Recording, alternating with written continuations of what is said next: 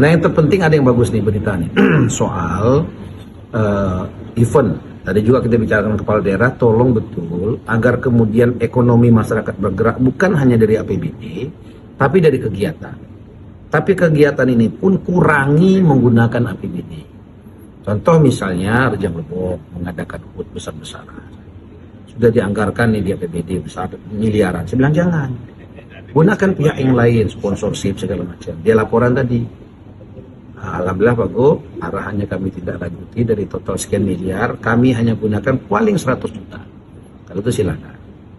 Yang lain artisnya dari sponsor ini, terusnya panggungnya dari sponsor ini, kira-kira gitu. Karena kita anggaran kita memang arahkan untuk satu hal yang lebih diperlukan.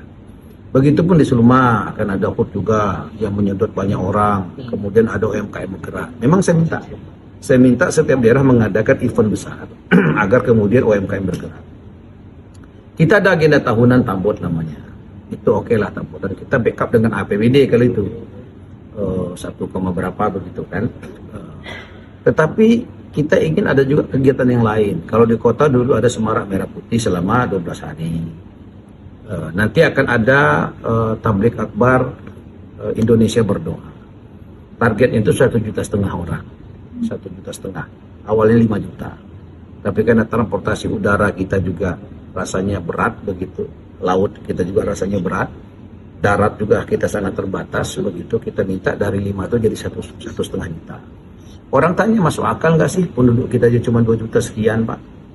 Kita jangan melihat soal kitanya, tapi kita melihat Bengkulu ini bagian daripada Sumatera, bagian daripada Indonesia, bagian daripada dunia. Sudah banyak di negara-negara lain, misalkan di Eropa, saya waktu itu sudah ke Eropa, mereka mengadakan pertemuan umat Islam satu Eropa. Dan juga pernah ada acara di Rusia misalnya. Itu banyak ulama datang, orang-orang tokoh-tokoh besar datang, bahkan beberapa raja-raja juga datang. Nah, kita ingin agar Bengkulu ini juga termasuk bisa menyelenggarakan satu event yang bisa dihadiri juga oleh negara-negara kita di luar, tetangga, begitu, bukan hanya Indonesia.